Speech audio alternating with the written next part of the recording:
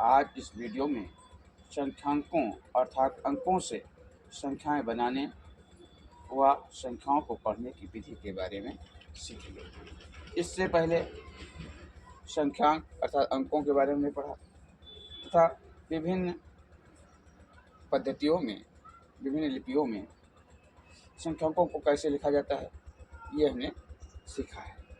तो अब हम चलते हैं संख्यांकों को से संख्याएं बनाना या लिखने पढ़ने की विधि के बारे में। तो संख्याओं को पढ़ने या संख्याओं को बनाने से पहले हमें अंकन पद्धति का ज्ञान होना बहुत ही आवश्यक है। तो जो हमारी पद्धति है या अंतर्राष्ट्रीय पद्धति है वो दार्शनिक प्रणाली कहलाती है। जो अंकन पद्धति की विधि है वो दार्शनिक प्रणाली कहलाती है। दार्शनिक प्रणाली क्या है इसके बारे में थोड़ा जानने की ज़रूरत है। तो दार्शनिक प्रणाली वह प्रणाली होती है जिसमें प्रत्येक अंक का मान उसके अपने पड़ोस के स्थान पर स्थानांतरित होते हुए उसका मान उसके 10 गुना बढ़ता जाता है। जैसे एक या कोई अंक हम ले रहे हैं, जैसे हमने लिया 3, जब 3 वो इकाई के स्थान पर होगा तो उसका मान 3 होगा, और वही 3 जब अपने स्थान इकाई के स्थान से हटकर जब दहाई के स्थान पर पहुंचता है तो उसका मान 3 के बदले 30 हो जाएगा, और 30 जो होगा वो 3 का 10 गुना होगा। इस प्रकार से यदि दहाई के स्थान का जो 3 है वो हटकर सैकड़े के स्थान पर पहुंच जाए तो वह उस 3 का मान 300 हो जाएगा, और दहाई के स्थान पर उसका मान 30 था तो 300 जो है वो 30 का 10 गुना होगा। इसी प्रकार से यदि 3 सैकड़े के स्थान से हटकर 1000 के स्थान पर आ जाए तो उसका मान 3000 हो जाएगा, और सैकड़े के स्थान पर उसका मान 300 था तो जो 1000 के स्थान पर उसका मान 3000 होता है वो 300 का 10 गुना होता है। इस प्रकार से प्रत्येक का स्थान बदलते जाएगा और उसका मान उसके 10 गुना बढ़ता जाएगा। इस प्रकार की प्रणाली जो होती है वो दार्शनिक प्रणाली कहलाती है। अब इसमें जो भारतीय पद्धति है उसके अंतर्गत हम देखते हैं।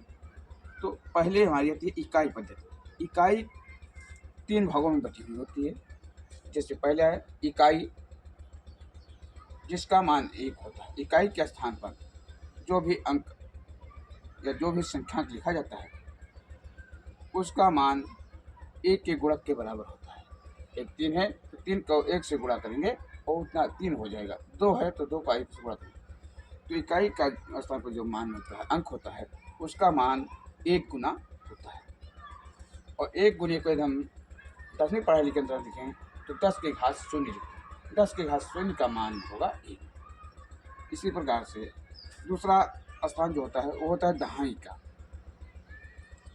दहाई का मान 10 होता है, अर्थात दहाई के स्थान पर जो भी अंक आएगा उसका मान उसके मूल मान से यानी अंकीय मान से 10 गुना होगा। जैसे यदि यहाँ पर 4 आता है तो उसका दहाई का स्थान 4 होगा तो उसका मान 40 होगा। तो दहाई जो होता है उसको हम 10 अर्थात 10 की घात 1 के रूप में भी लिख सकते हैं। सैकड़ा जो है वो इकाई दहाई सैकड़ा तीसरा स्थान पर आता है, और सैकड़े का मान 100 होता है, अर्थात सैकड़े के स्थान पर जो भी अंक या संख्यांक आएगा उसका मान 100 गुना बढ़ जाएगा, उसका मान 100 गुना हो जाएगा। जैसे सैकड़े के स्थान पर 5 आता है तो 5 का मान 5 से हटकर उसके 100 गुना अर्थात 500 हो जाएगा। और सैकड़े को हम या दसवीं पद्धति करते हैं तो 10 की घात 2 लिखते हैं।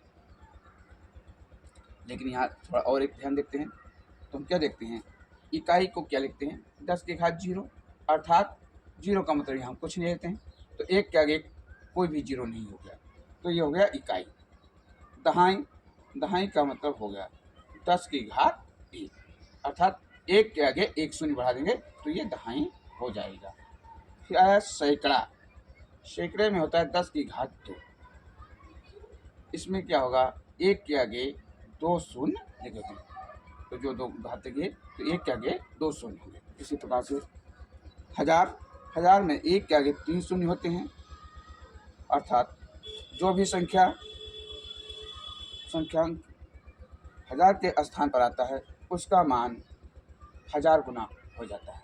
10,000 के स्थान पर आएगा उसका मान 10,000 गुना हो जाएगा, और 10 की घात 4 या एक के आगे 4 शून्य लिखेंगे। लाख में एक के आगे 5 शून्य लिखते हैं, तो इसके घात के रूप में लिखते हैं तो 10 की घात 5 हो जाएगा। 10 लाख का मान एक के आगे 6 शून्य होगा। इसी प्रकार से करोड़ के बाद उसके एक के आगे 7 शून्य, 10 करोड़ उसके 8 शून्य। अब इसी प्रकार से अरब में एक के आगे 9 शून्य अर्थात 10 की घात 9 होगा। 10 अरब एक के आगे 10 शून्य अर्थात 10 की घात 10 हम इसको लिखते हैं। खरब एक के आगे 11 शून्य होंगी अर्थात 10 की घात 11। 10 खरब एक के आगे 12 शून्य अर्थात 10 की घात 12 होंगे। ये पद्धति। अब इसको हम फिर से एक बार दोहरा लेते हैं। तो इसको पद्धति हम याद करते हैं। इकाई, दहाई, सैकड़ा, ये एक क्रम में बांटते हैं, ये एक खंड होता है। इकाई, दहाई, सैकड़ा, 1000, 10,000, 1000 और 10,000 इन दोनों को एक साथ मिलाकर संख्या जो करते हैं। लाख, 10 लाख, करोड़, 10 करोड़, अरब, 10 अरब, खरब, 10 खरब।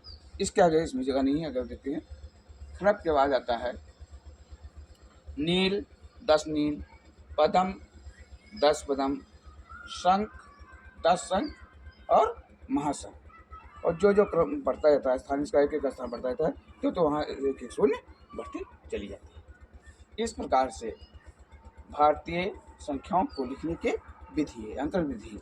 और उनको जब पढ़ते हैं किसी संख्या को तो उसको भी हम इसी प्रकार से पढ़ते हैं। यदि कोई संख्या लिखिए तो उसमें इकाई, दहाई, सैकड़ा इस स्थान प्रकार से पढ़ेंगे और फिर उसका मान निकाल करके जोड़ते हैं और पढ़ते हैं, तो वो होती है हमारी पढ़ने की विधि। अब इसी प्रकार से